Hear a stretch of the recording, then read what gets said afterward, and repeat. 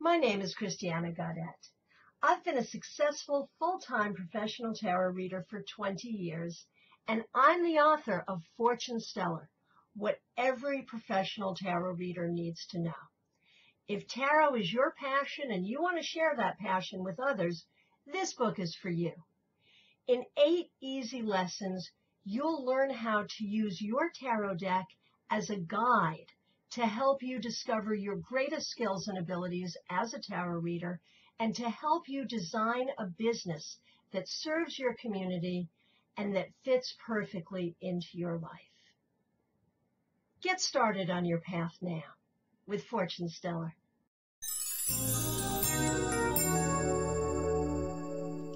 Welcome to Christiana's Psychic Cafe. I'm so glad you're here. I hope you had a wonderful holiday last week. We're here tonight with a pre-recorded show. Tonight is our Night of 1,000 Fools. We'll spend the next hour talking about the Fool, meeting different artists and seeing how they portray the Fool, talking to some different tarot readers about what the Fool means to them. I asked my friend Joanne Matthew to kick us off tonight. Joanne is a tarot reader, and she also does some really interesting blog posts on My Tarot Topics community blog. She does these posts where she personifies the major arcana. I asked her to read her piece about the Fool.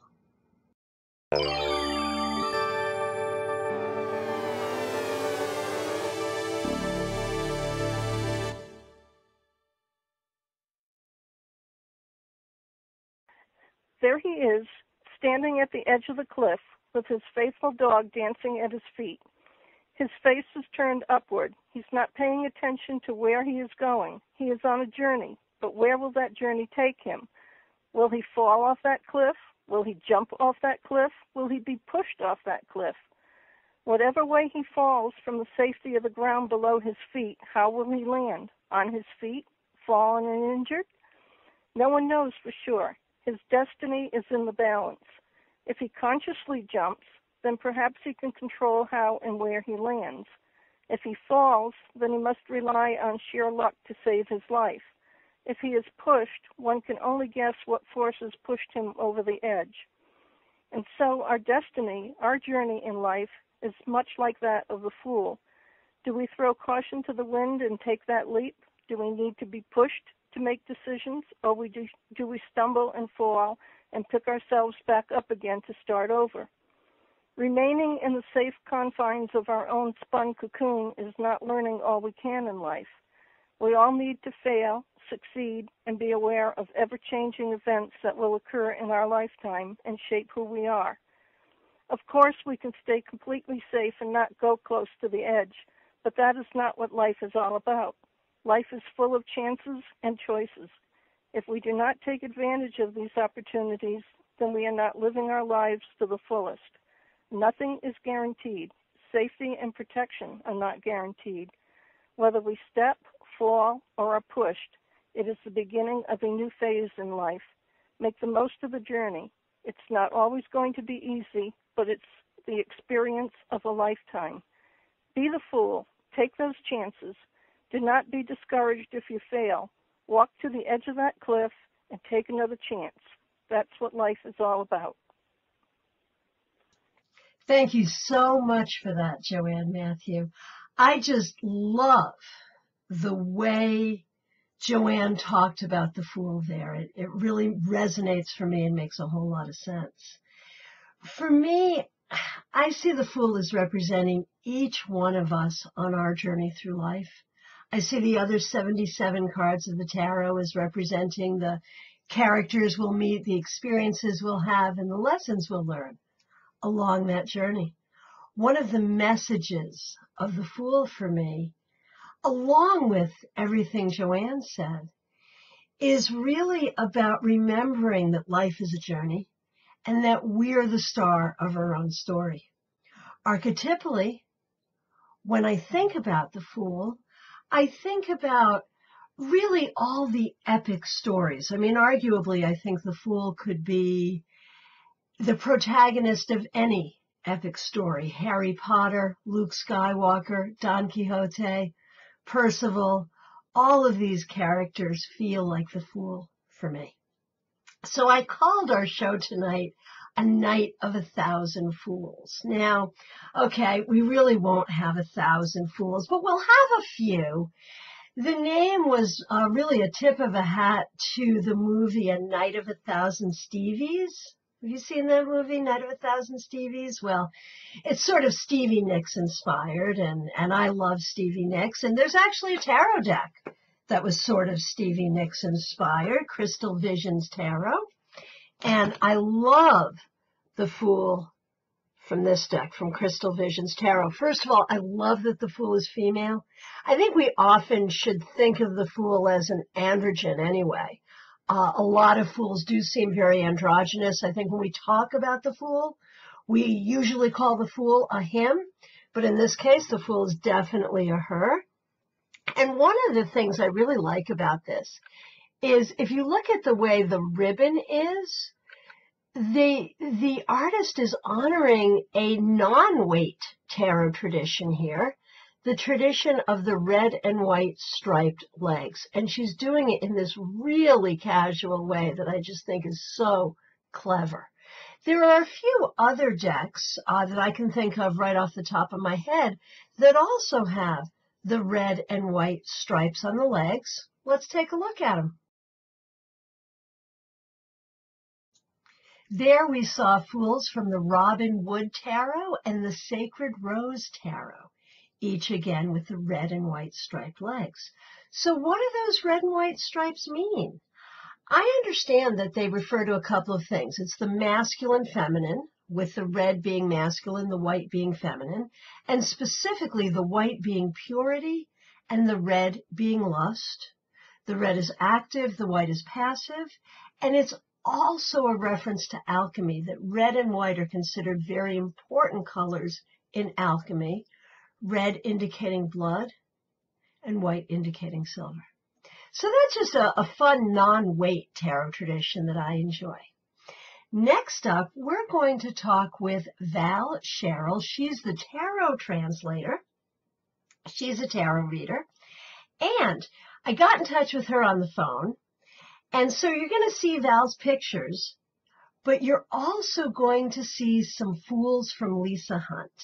Lisa Hunt is a modern tarot artist. She's designed many decks.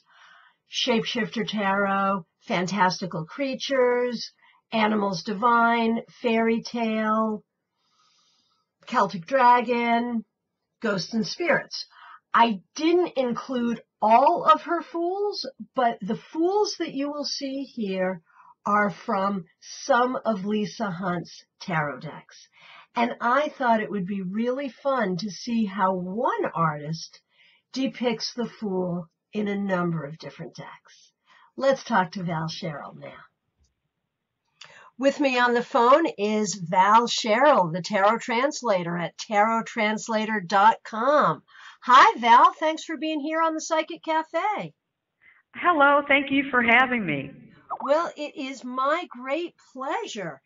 And, tonight is our Night of 1,000 Fools. And although I don't think we're going to be able to get 1,000 fools in the course of an hour, we're going to try.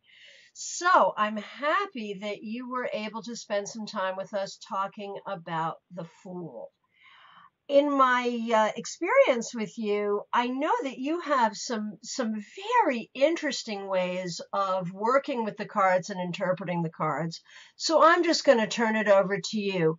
Val Sherrill, talk to me about the Fool. How do you see the Fool? I basically see the Fool as somebody very innocent and kind of naive. this is the first step of a whole new experience, a new journey, a new adventure, where you really have no clue what's going to happen, but you know it's gonna be fun. It's gonna be really, really interesting, and you have to do it because you're just so friggin' curious. You got to find out where it's going to take you, and that's one of the biggest things with me with the Fool card, is he has this intense, deep curiosity, and that's the thing that drives him, is his curiosity. I love that. Now, I know that part of the way you work with the cards is in regards to astrology. Do you have anything astrological you want to say about the Fool? Yeah, I associate him with the planet of Uranus. Typically, before that planet was discovered, he was assigned just to the element of air, which fits with the curiosity quite well. And then when Uranus was discovered, they stuck it onto him.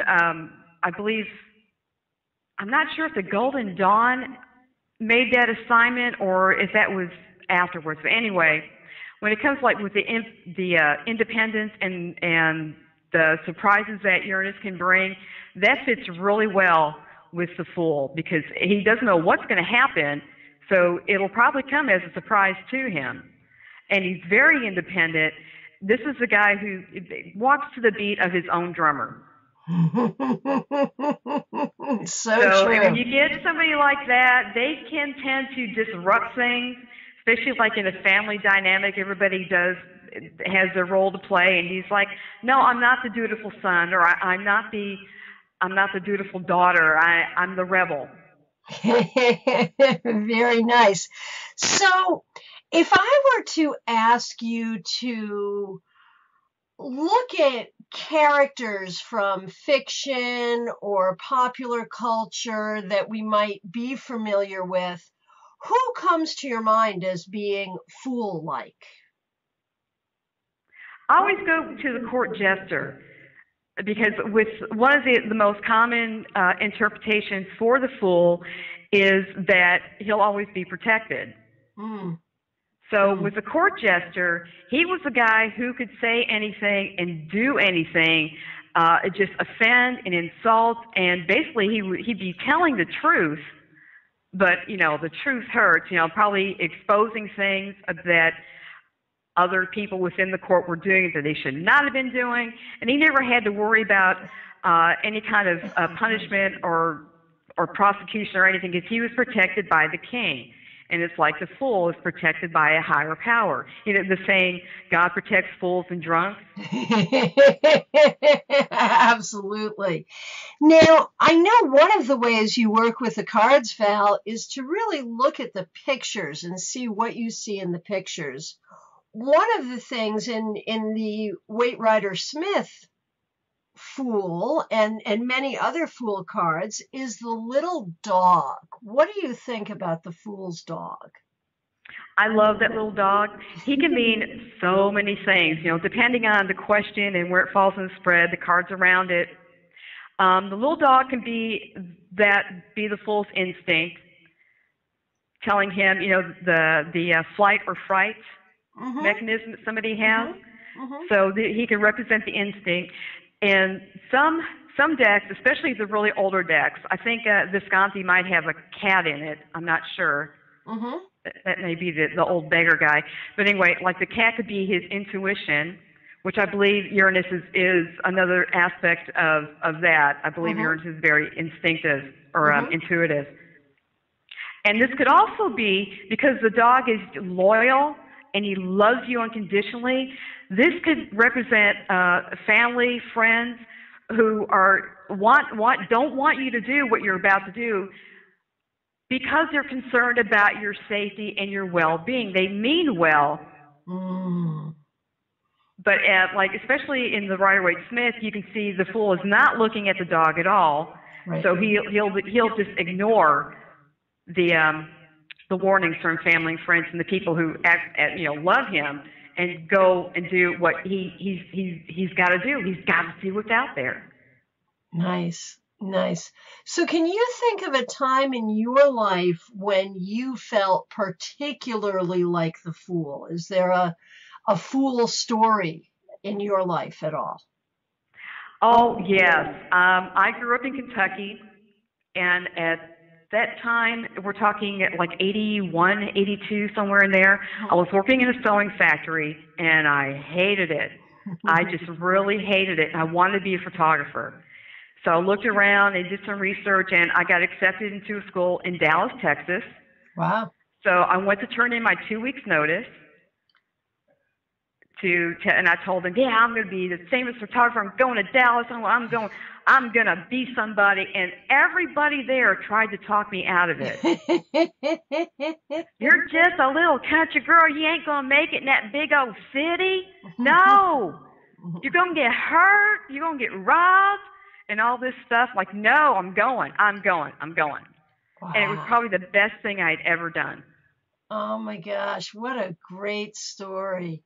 Now, looking at the different tarot decks, and there are so many, do you have a favorite Fool depiction?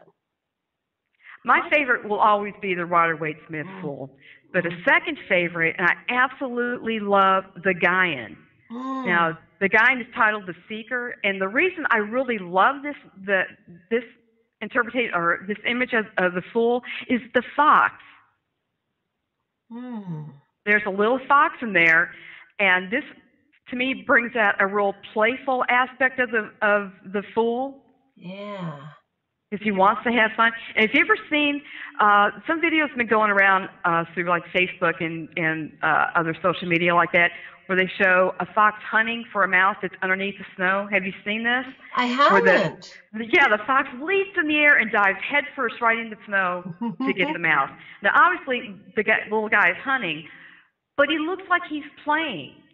It looks like he's just having so much fun playing in the snow.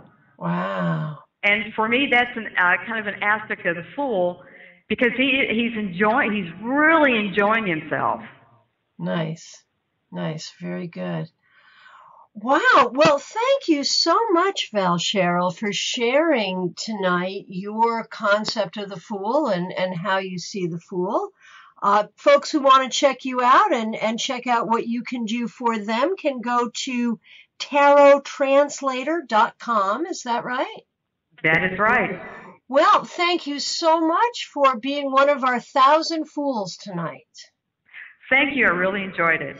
Being a Fool is fun. I really enjoyed what Val Cheryl had to say about the Fool. We've now seen a number of Fool images and talked to a few people about the Fool. Now we're going to speak with 3 modern tarot artists and see how they think about the Fool. We'll start with Teresa Pridemore.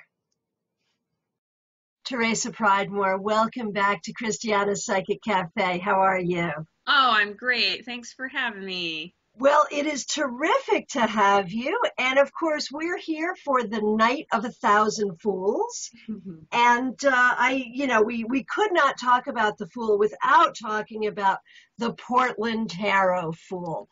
Now, for those who don't know, of course, you've been on the show before, sharing with us about Portland Tarot.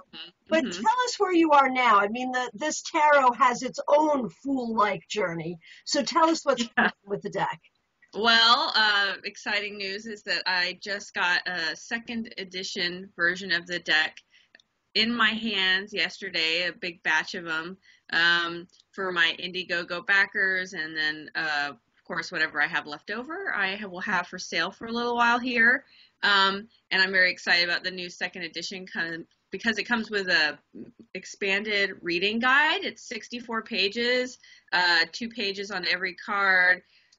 Tips on reading and some spreads and things that Jamie and I worked on this book really hard. Jamie especially worked really hard on it. Jamie Morris, my co-writer, and it's fabulous. It is so much fun. It's as quirky and spunky as the deck itself, which is great. It's like a dream come true to see it come together like that.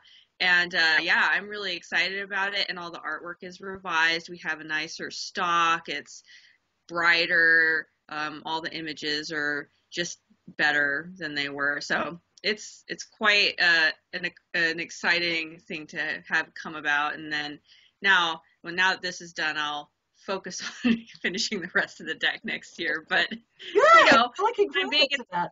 Nice to have a Major Arcana deck that I'm really excited and proud to share the world. So that's where we're at. So before we look at the Portland Tarot Fool, I would like to ask you to share a little bit just about when we think about the Fool archetype. Talk to us. Who is the Fool to Teresa? It's funny. It's very hard for me when I read a Fool card, to read the negative associations with it. Maybe that's because it's a little bit of me not wanting to look at myself too carefully, because, I have a habit of just leaping, just going for it. And I've always had a special fondness for the Fool card. I like how innocent it feels, how ready for adventure, how just ready for anything. You don't know what's going to happen. It could be anything, and you're just going to go for it, and you're just going to enjoy the journey. You've just determined that you're going to enjoy the journey. And I think about the Fool a lot as our soul's journey before we incarnate on Earth.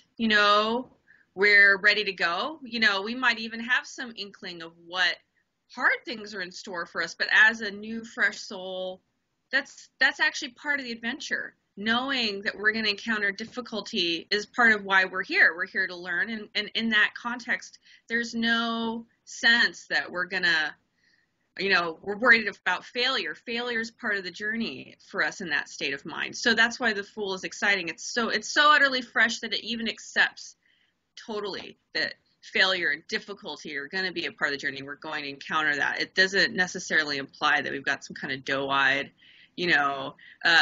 optimism that's not warranted. I think that there's a sense of realism also in that card. It's just about, I'm going to go for it anyways, because that's what life is about. It's about a journey. So I rather like the Fool, and I think a lot about when I think about the Fool, I think about some great advice that a teacher gave me. We gave the whole class in one of my graphic design classes in school. He would say, jump off the cliff and build your wings on the way down. I love that. Yeah, and Portland, Jamie found that not Portland's motto, but Oregon State motto is, she flies with her own wings. Wow. So I always kind of put that together in my head now, that, and she even actually wrote about that in the deck book, and I thought, wow, how perfect that motto is for how I think about and feel about the Fool, and then having made the Fool card with that thought in mind. So, you can't really tell in the dress that she's wearing, but there are little birds on the dress. That was all very, oh yeah. It was a happy coincidence, like many things in creating this deck. I got this dress from a local shop. She loaned it to me for this, and it was so bird-like. Her sleeves feel like wings. She looks like she's getting ready to fly. So there's a little bit less of a sense of urgency in her if she goes over the cliff. Right. Yeah, I could show mine too. Yeah. In fact, I'm interested in the differences between the two. Oh yeah, this is a little more golden and sunshiny. Her skirt looks like it's being blown by the wind now and not held up by an invisible string, which it is. And let's see, what else is different? You can feel more like a little bit more sunshiny coming in. So there's a lot more sense of hope and optimism to that version. It's just a little more golden. And she's holding a white rose. Oh, which she's not. Oh, look at that. Yeah. That's an addition there that it was nagging me that it wasn't there. And here's a little bit about the Fool subject, because she's actually very pertinent to this card.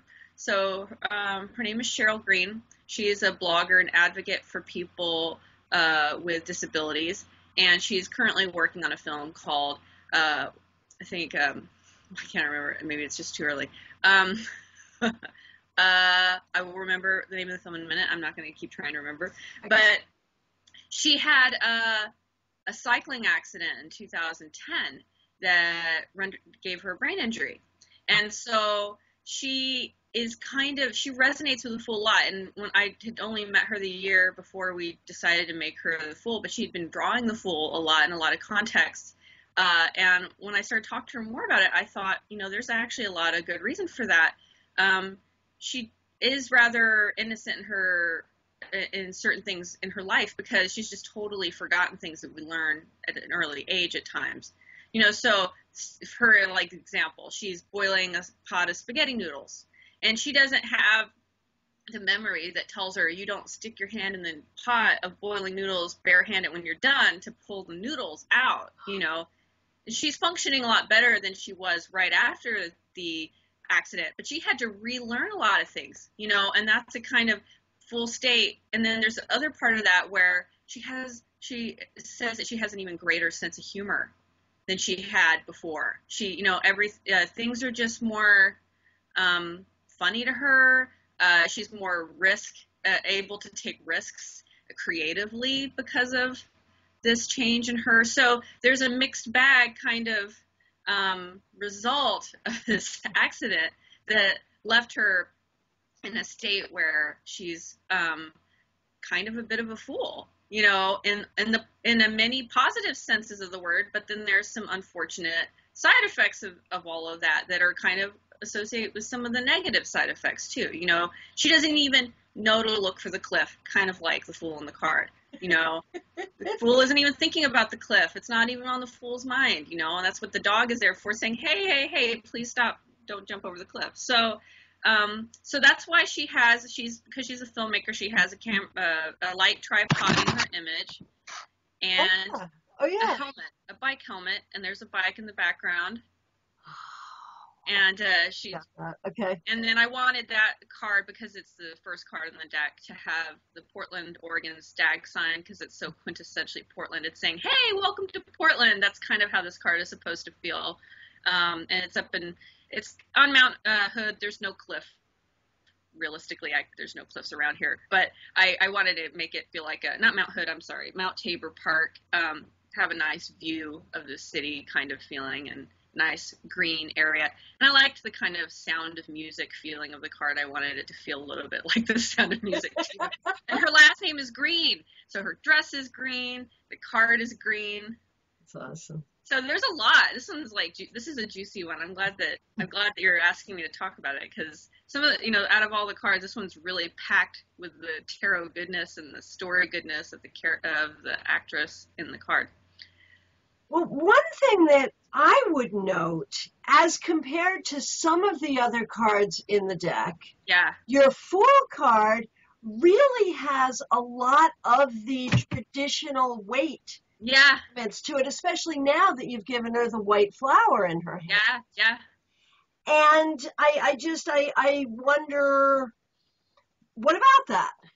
That's interesting. Some cards really spoke to me that they needed a little different imagery, and I just didn't find anything. Nothing came up for me, that was different. And it's interesting that it is so similar. And when I look back at it, like I feel like that this visual that came out of it is so actually perfect for her and her story. And I love little things like last names, like her last name is Green, and everything is green. And that was actually not planned, to be honest. It just kind of came out that way in the end. And I thought, well, of course it did, kind of like my Justice card, her last name is Balance, things like that were happening. And I wasn't even thinking about it. And then I looked back and I went, why did I pick that person? Oh, that's funny. Her last name is Balance, so yeah, some cards want to be different and some didn't, as far as I felt at the time. I've seen some great versions of kind of like urban decks that have really fun Fool cards. I'm like, wow, I didn't think about that. Like waiting at a bus stop would have been great. That's very Fool-like. But for whatever reason, I didn't. I wish I had a good answer for you, but I don't. That was a good answer. And, the thing that I'm taking away, just in expanding my own take on the Fool, the story, her personal story, Yeah. Really is very Fool-like in that whatever happens to you on the journey, you have a choice. You have a choice to be like the Fool, to be Right. merry about it, to be joyous about it, to laugh at it. Right. You have the choice to be dour about Yeah, it. that's Clearly, true. she's chosen to be pretty merry about it. I don't even know, I'll be honest, I don't know that she's chosen. I don't know that she would say that she's chosen. Her brain has changed. It literally has changed to where she has fewer filters, fewer things to get in the way of her going, I should be really serious about this. She is smart and funny and just really like great communicator. And it's so interesting, like it's not the kind of thing you would know about her, but you can't meet her in a coffee shop because noises will really mess with her. Right. It's really interesting the changes she's undergone, and it's almost like it's not a choice. And I almost feel like now there's definitely, I think it's a lesson in that we can make a choice. I don't feel like I feel like she has deliberately chosen not to let her situation, not to be victimized by her situation, but she will be very real about the challenges that it presents, and she's incredibly respectful towards other people who have special circumstances. As a result, she's very sensitive to things like that, and caring towards others. I'm sure she was before, but, she has an added perspective now that makes her extra, careful with people, Sure. But it's interesting. I know that she must have made some kind of choice, but she would probably say that there's a great deal of it that is outside her choice. It's just the way she is now. She looks at a picture of it's funny. She says she gets in a fight with her boyfriend, and if she's really spinning, he'll show her a picture of a puppy, and she'll just stop. She can't, like, oh, look at the puppy, it's so cute, and she has no control over it. It's really quite funny. And so in a pure sense, she's very pure Fool in a lot of ways. Like, I feel like in a pure sense, the Fool doesn't have a choice. The Fool is going forth according to its nature. There's no calculation. There's no deciding to be anything. There's just, I'm here. Oh, let's have a good time. To me, that's the way I feel about it. Well, Teresa Pridemore, I thank you so much for taking time to be on the show, for being part of the Night of 1,000 Fools. People, of course, can keep in touch with you through your website. We've got it on the bottom of the screen, and we cannot wait to see what the Portland Tarot is going to do next. Thank you. Neither can I. Thanks for having me. I appreciate it. It's Thanks. A lot of fun. Isn't she awesome? I love how tarot gets us to tell stories. We talk about the cards, we tell stories about the cards, but we also tell our own stories and stories about the people we care about. Next up, we're going to speak with Jordan Hoggard. Jordan Hoggard, thanks for taking time to be part of the Night of 1,000 Fools. How are you? I'm good, thanks so much. This sounds like such a great theme for a show, Christiana. Well, I really appreciate it. I've always seen the Fool as just such an important part of tarot. Like, you can't get tarot unless you get the Fool. So I thought it would be so much fun to talk to a bunch of people that I like and respect about your take on the Fool. Now, you are a tarot designer, and we're going to be talking about your Fool. But first, tell me, in general, what does the Fool mean to Jordan? The Fool, to me, is kind of an interesting, quick process of a short story. It's a leap of faith, of course, but I always took issue with that leap of faith quality. There was something to me that was either off or not fleshed out about that leap of faith. And while I was designing my deck, I broke my own rules and actually looked at another card, because part of my deck design was brainwashing to divine my way to do the cards from my visual language and visual sense of story. But what happened is I turned around and looked at the Rider-Waite, and it caught my eye, and I realized if the ground had pieces like they are on that precipice, that would probably fall down. So wow, gravity is not what's holding that up. It's more like it's half of a low arch. And what I really came to there was, rather than that leap of faith, it wasn't that I was taking issue with the leap of faith. The leap of faith was internal, so that the fool then steps so naturally, fully supported by nature, that the ground itself actually terraforms to rise up and support each and every step along the fool's natural path, is my sense of the fool. So, and I like that. I think that's great. What does that mean when you teach the fool or interpret the fool or learn the fool's spiritual lesson? What does that mean? Your aspect of the fool there, what does that teach us? What to me that teaches us is that forgetting is forgetting. There, it makes more room for the good stuff. Where to me, with that fool, one of the hardest things in life to do is be comfortable with the not knowing, but still complete things with results. But that comfortability with the fool, to me, is what that means. Is it's a comfortability with the not knowing. So that there comes to be a serendipity magnet that happens, and rather than planning, what this means to me is that synchronicity is the fool's structure rather than planning. Wow. I love that. And you're not the only person to talk about synchronicity with the fool. But I have a question here, and it's funny, there's a piece of synchronicity here too, in that I was teaching a beginner class last night. And one of the things I said was that, you know, the fool has no fear, even though he also has no clue about what's coming next. Not knowing, as you say. Right. And isn't it interesting that when we talk about the study of tarot, people so often think of tarot first and foremost as a predictive tool, a tool that will tell us what's coming, so we will know.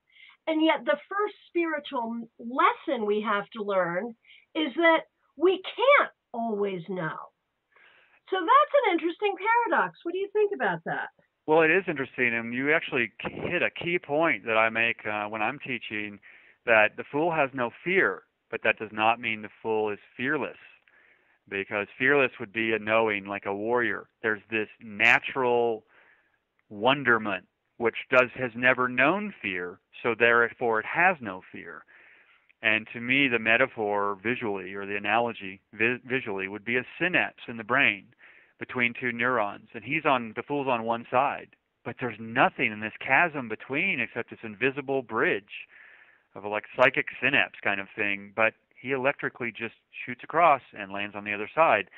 We're kept in the card with the fool in that paradox on this side of the bridge, but we're left with then the nothingness as being the complement to the thingness that he's on. Wow. Okay. I feel that there's so many natural new directions that the fool typically indicates, that, you know, you say natural new directions and that's kind of vague in a reading, but it's that concept where, you know, what's catching your eye that you're not actually focused on now. And that to me is what the fool informs us to do is, as I mentioned before, that ground just coming up to form right underneath the fool's feet at each step where it wasn't before. There's that natural new direction of the fool's leap is actually the leap of faith to step where there is no ground, trusting that the ground will form as your foot touches. Wow. I love that. So now we're going to bring up the image of your card, the Fool card that you yourself designed. Tell us, first of all, the name of your deck, and then tell us what we're looking at when we see your Fool. The name of the deck is Tarot in the Land of Mysterium. And when you see the Fool in the Mysterium card, of the Fool, there's this androgynous character, kind of twinkle, finger, toe, crab walking across this 4 golden pillared symbol. And the symbol is actually an abstraction of the Egyptian hieroglyph for fabric, which would be 4 pairs of barley stalks leaned together, because barley was basically the core of the Egyptians' whole health, nourishment. They would have beer for breakfast, so to speak. But what's interesting about their beer is it was a lower alcohol content, but it was more like a soup-ish solution, and they actually had tetracycline. So to me, antibiotics weren't invented in the early 20th century. The Egyptians did. So that fabric of this one piece is what the fool just kind of nimbly twinkle finger crab walks across, almost like walking backwards when you're on your hands and your feet are kind of scurrying across the floor, kind of almost an active yoga. And then you'll see up in the sky the earth and this other gold spot that's down kind of by the Yucatan. And there's just some mystery in that area. And no one really knows if a meteor hit or what happened, but there's just so much magic in that area of the world that I highlighted that with gold as a location far away right there in the sky to go with this fabric. So the mystery of the just circular gold spot and then this 4-pillared fabric symbol is the primary portion of the piece. People have seen the card as being very, very female. They say, wow, those are really big breasts. And I had drawn them as square, male-ish pectorals. But, people see what they see. And so it was kind of nice to me that people would see both male and female in the fool, depending on their perspective, because that's the point. I mean, there's that androgyny. So in a nutshell, you're looking at this character walking like a crab, kind of nimble, I just always say twinkle finger crab walking, almost like his hands and feet are dipping into this golden symbol. In some places they actually mix with his hands. So that's what you're seeing right there. And that symbol of fabric is played out in cameos through so many cards in the Mysterium deck. Sure. So what would you say, if we could just tie this up in a nutshell, what would you say is the spiritual lesson that we need to learn from the Fool? The spiritual lesson I feel that we need to learn from the Fool is really that don't forget who you were when you were born.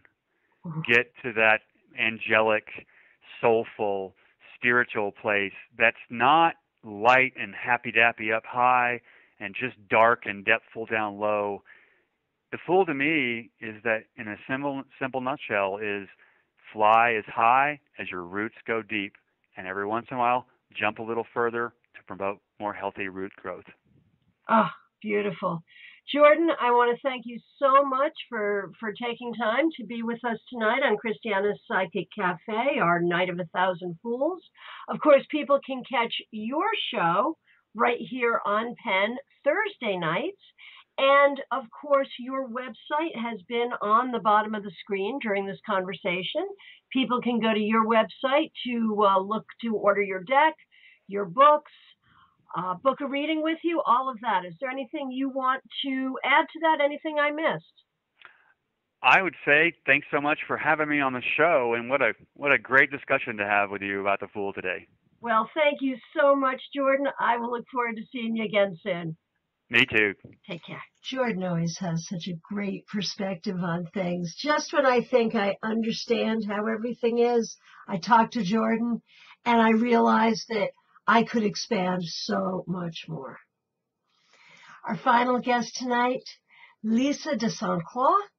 She's here to talk to us about her new tarot deck and her Fool card. Lisa de Sainte Croix, I want to thank you so much for being back on Christiana's Psychic Cafe. How are you? I'm great. I'm really happy to be here today. Well, tonight is a very special night. This is our Night of 1,000 Fools. And I wanted to make sure we included your Fool. So for people who don't know you, and of course you've been on Jordan's show, you've been on my show before, but, we are always picking up new viewers. So for people who don't know about your deck, just tell us a little bit about your tarot deck. Well, I just completed it. It took me actually 5 years from the date of conception, because that was on the winter solstice, and we're approaching that, to paint. I painted in oil paint. You can see them behind me. And it was just an amazing journey of synchronicity and really, looking into what every card meant in relationship to how it was acting out in my life. I would pull a card to see what to paint next, and I really felt like I was living the tarot. But I was also very aware of what was going on in the world around me, and all the archetypes and how I could to reveal them in a new way, but still retain the essence of the traditional archetype. Sure. Now, let me ask you a couple of questions about how you feel about the Fool, and then I'm going to ask you to introduce us to your Fool. So the first question is, prior to actually designing the deck or designing the Fool card, can you tell us a little bit about how you felt about the Fool or how you saw the Fool? I had actually made a painting of the Fool of several years ago. I made 3 paintings. One was the Magician, or I called it the Manifestor. One was Anima Mundi, which was the world, and the other one was the Trickster, which was the Fool. And it was kind of based on me living around Zuni, where there is the sacred clown, and I'll talk about that later, explaining mine. But I was really thinking about this sacred clown, somebody that kind of can, make people laugh at any, thing in their life, and which helps us on our journey. And the Fool in the tarot for me is both the beginning and the end. Is 0 is like a circle, so it kind of goes all the way around. And I mean, that's not a unique idea, but I really see that in the cards. It's like, have that little bag of humor along with you on the road. Oh, that's beautiful. I love that. And in fact, it reminds me, I haven't heard the term sacred clown in the longest time. In the 1970s, there was a Christian tradition that I was part of called Fools for Jesus, where we did clowning from a Christian perspective. And I'm not even practicing Christian now, but I remember that as being the best of that tradition for me. So I thank you for bringing me back to that for a moment. So now that your deck is complete, and obviously I think we all agree that the Fool is a very central card in the deck, having created this Fool and having created this deck, has your connection with the Fool changed? Not really. I mean, it was just wonderful to paint this card, and it's actually one of my favorite cards. Good. Yeah, so I love the story behind it, which I'll tell you in a second. But I think actually right in the beginning when I painted it, I do these visual journals. So this is just like a page. I don't know if you can see the script on it. Sure. But I wrote these things about it. I said, I've been working on the Fool this winter solstice. The Fool represents a duality of beginnings and endings. The Fool gives me courage to trust the journey, to see the path ahead as an adventure. Synchronicity is the guide.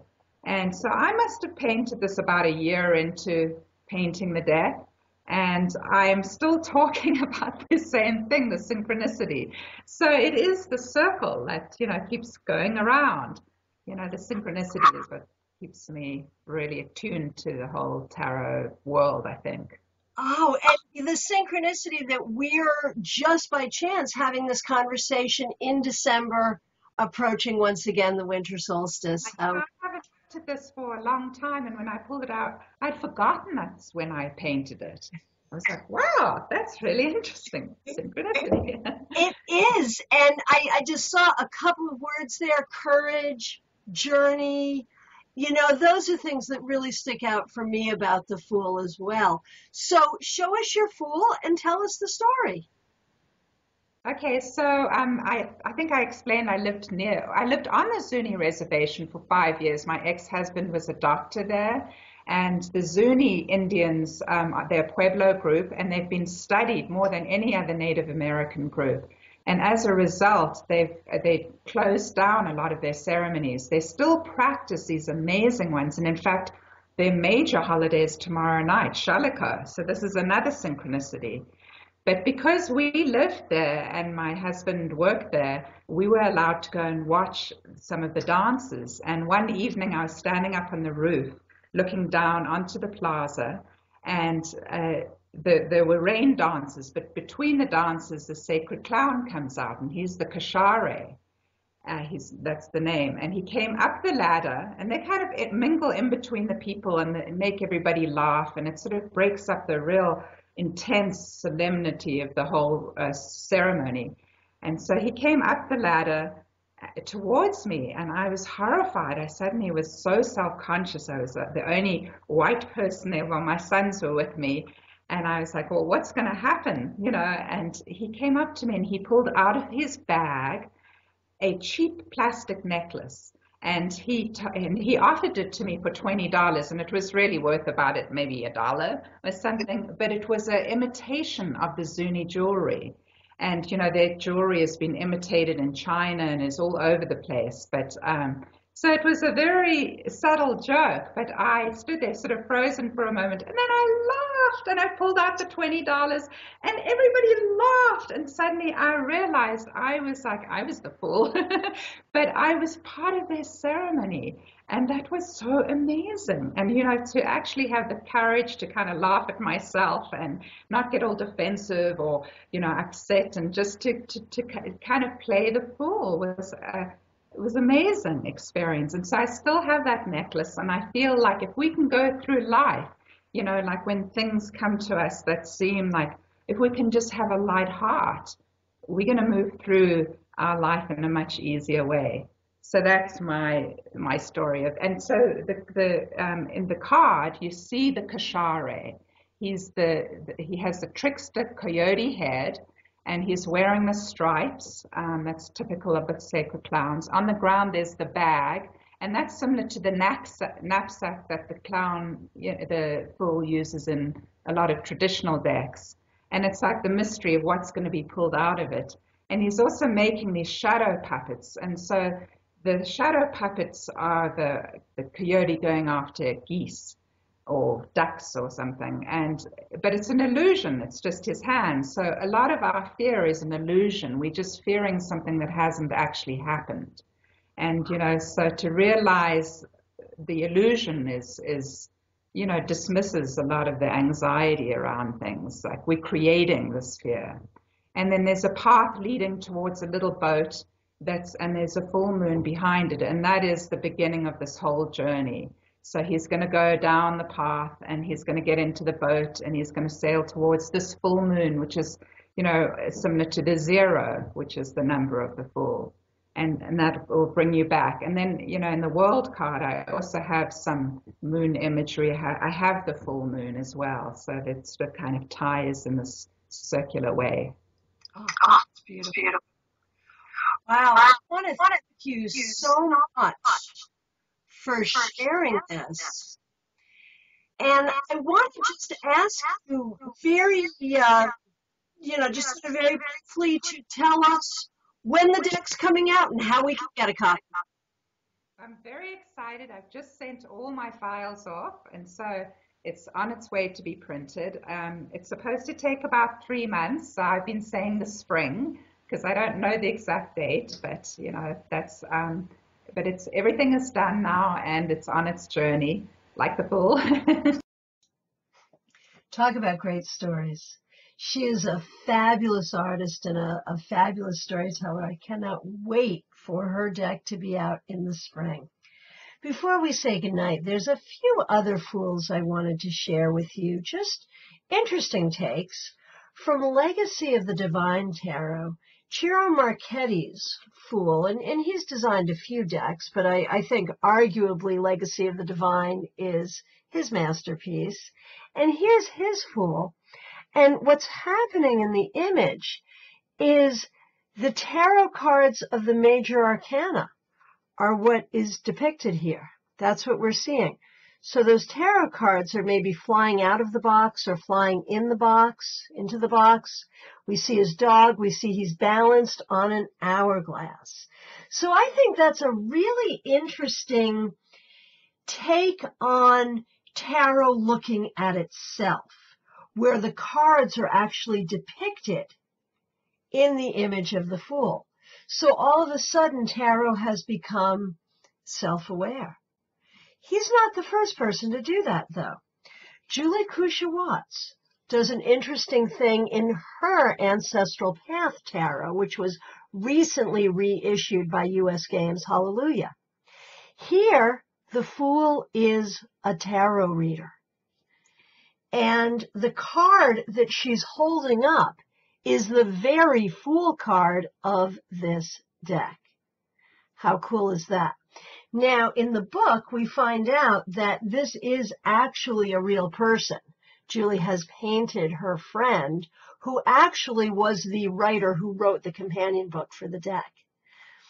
So in these two cards, these are two modern takes on the Fool. The Fool is used to acknowledge tarot itself as a tool of the Fool, if you will. So I think it's interesting the way different artists play with the card and the way different readers interpret it. One thing that's really true about tarot is it's up to each reader to develop a relationship with the cards, to figure out what the cards mean to them in different contexts, and what the spiritual lessons of each card might be. And I think that when we look at tarot, it's very important that we look at it as something more than a tool of divination, that we look at tarot as a book of sacred wisdom.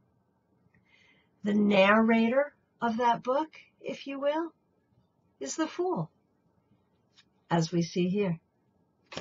I want to thank you all so much for being a part of A Night of 1,000 Fools. Next week, we'll be doing our holiday review. We're going to do some, literally, reviews of some wonderful things that come out of our own community, things that you might want to purchase and give as gifts, or maybe even purchase for yourself. We're also going to talk about holiday foods, specifically healthy and vegetarian alternatives to the traditional, maybe not so good for you holiday fare. So next week we're celebrating the holiday, and we're going to continue our celebration the following week. The following week will be the 1-year anniversary of Christiana's Psychic Cafe. Robin Renee will be back. She was my very first guest. We'll have her again, and we'll do some more holiday celebrating. Other things I want to let you know about.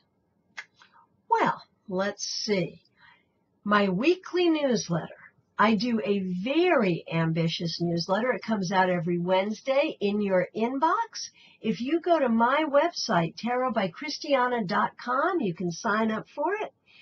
In the newsletter, you'll see what's up at the Psychic Cafe. You'll also see new tarot spreads, some in-depth discussion of the tarot cards, some great blog posts from all over the web, lots of great stuff.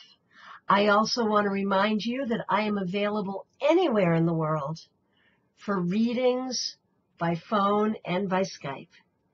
I'll look forward to seeing you next week. Thanks for being here on Christiana's Psychic Cafe.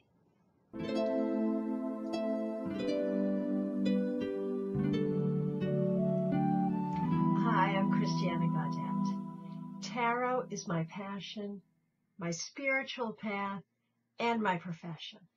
And I'm happy to share with you my book, Tarot Tour Guide. Tarot, the 4 Elements, and Your Spiritual Journey. Whether you're a brand new tarot reader just starting out, or a seasoned professional, or anywhere in between, there's something in this book for you. Tarot Tour Guide works with the idea that tarot is a journey, the Fool's journey and your journey. In this book, you'll find descriptions of the tarot cards. You'll find clues for the tarot beginner as well as exercises for the advanced student. You'll find tarot meditations, tarot magic, tarot spreads, and many tarot exercises with the double purpose of teaching you how to work with the cards and using the cards to find out deeper information for you. So if you're interested in tarot, or if you're passionate about tarot like I am, Tarot Tour Guide is for you.